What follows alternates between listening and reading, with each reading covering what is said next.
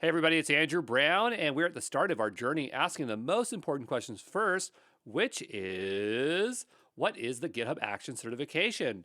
And this is a programmatic focused certification. So you're expected to know how to program to some degree, creating CI/CD or build pipelines, writing YAML, that's basically the code that we're doing here, creating custom GitHub Actions, configuring workflow environments, securely passing data to workflows. And the unofficial course code for the certification is Actions. I got that from the GitHub website, and I've talked to them saying, hey, get course codes, and they still don't have them.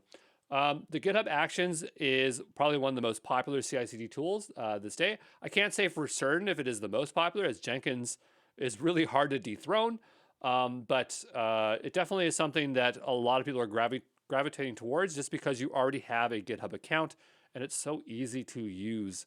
Who's the certification for? Well, consider this certification if you are new to CI/CD and you want to adopt some CI/CD tool for your technical projects. You are a non-DevOps, you're not in a DevOps role, but you're trying to get there. So you're trying to add DevOps skills. You want practical skills that focus on implementation rather than theory. But really, that's this course, not necessarily the exam. And I'll talk about that when we get to the breakdown of the exam. So what would be a good roadmap for you? I, again, strongly recommend you take the GitHub Foundations before you take the certification. But once you do, this is a straight path that you could go take after the foundations. If you're looking to become a cloud developer or DevOps or something like that, then this is something that would be useful. I want to point out that these certifications do not necessarily test programming, technical diagramming, code management, or any other technical skills that are required for obtaining the technical roles. So you are going to see code on the exam, but I'm just going to say that it's extremely lacking. So it's more about like yes, you have to know how to use GitHub Actions and its syntax, but then they have a lot of business scenario stuff and things like that that kind of dilute demonstrating that you actually have that knowledge. Again, remember, this is multiple choice and multi-select, so they can't really check your code and make sure you know how to code. How long should you study to pass this? Well, the content for this exam, I think, or this course that I made is about 3 hours. So if you're a beginner, I would think that would take you 12 hours. Like if you skip the GitHub Foundations and you've never used GitHub Actions before, written YAML, or done DevOps or anything like that, then 12 hours seems like a good amount of time. If you're experienced, you have to go through my content and do the labs.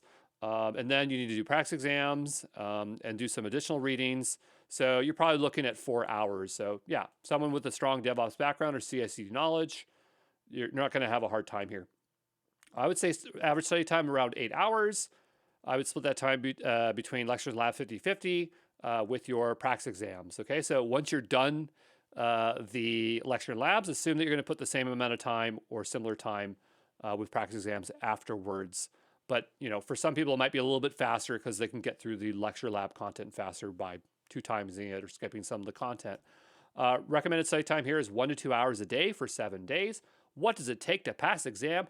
Watch the lecture videos and do the hands-on labs, especially for this one because there's a huge section in the exam guide where they just want you to know how to troubleshoot issues, and I don't make separate videos for that. I do them in the labs. And so some of my labs seem boring, but the purpose is to purposely run into troubleshooting issues so that we can know how to solve those when we get exam questions on them. There's also practice exams. You absolutely want to do practice exams, and we have a free set and a bunch of sets here. This one in particular, because there was a big chunk of content that I could not find in the docs, that I could not find practically working, and we had to create practice exam questions to the best of our ability, and it's the only way that's going to really help you get a good score because for whatever reason there's just internal content that is not documented, and it's the only way you're going to pass is really the practice exam, so I want to point that out. The content outline has 4 domains. So we have domain 1, author and maintain workflows. Domain 2, consume workflows. Domain 3, author and maintain actors. Domain 4, GitHub Actions for the enterprise. So these are the weightings that GitHub provides. So in the GitHub Foundations, I said they didn't have weightings. Now they have added them as a response to the last one. So that is great. I just want to point out that in my experience, the domain 4 which says 15%. I had way more than 15% of questions on enterprise. It was more like 35%. It really threw me off. So I do not trust this domain breakdown. And you're going to have to dig deep and try to pick up any kind of information you want or can with enterprise. The other trick is like if you want to learn the enterprise component, you'll have to sign up for an enterprise account. I did not want to do that. I'm trying to keep everything in the free tier here, so I don't do that in this course. But if you want to just cover your bases, then you might need to go ahead and do that. The exam center for taking this exam online is going to be with a PSI, so you can do that in person or online. If you can do online, if you can do in person because it's a controlled environment. It's so much less stressful, and PSI in particular is brutal for their online experience. So there's Pearson VUE and PSI Online and Criterion, and Pearson VUE is the better online experience than the two, but like PSI, I always have problems. And you need to show up really early, and if things aren't working, you have to reach out to them because you could just be sitting there and you'll just miss your exam even though you're there. So just understand that. It's a proctored experience, meaning that there is somebody watching you to make sure that you're not cheating. So be prepared for that and make sure you have a nice, clean environment for them. The passing grade here is 75%. I have a big asterisk on that because GitHub officially does not provide you a passing score, but unofficially, I can tell you that it's 75% because I asked them and they said unofficially 75%. And I think this has to do with the fact that they can't do a perfect score. Nobody does a perfect score, but for whatever reason, they don't feel comfortable giving a finite number there, even though it is 75%.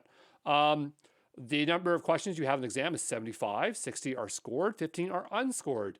So you can afford to get 15 scored questions wrong. There is no penalty for wrong questions. And this could have been my experience where I felt like I had 35% enterprise questions on there, but that doesn't explain the missing 5%. Anyway, the format of the questions is multiple choice and multiple answer. I'm going to tell you right now, there was a lot of multiple answer, like an abnormal amount of them, and it was very frustrating. So just be prepared for that, that you're going to have a lot of multiple answers. Again, just more about the unscored questions. There are 15 questions unscored. They do not count towards your final score. Why do they have these? It's used to evaluate the introduction of new questions to determine if the exam is too easy and the passing score of the question difficulty needs to be increased, or to discover users who are attempting to cheat the exam or steal dump exam questions. If you encounter questions you've never studied for that seem really hard, keep your cool and remember they may be unscored questions. Let's talk about the duration of this exam. It is 2 hours. You get 1.6 minutes per question. The exam time is 120 minutes. The seat time is 150 minutes. Seat time refers to the time you should allocate for the exam. That includes the time to review instructions, show the online proctor your workspace, read and accept the NDA, complete the exam, provide feedback at the end. So there you go.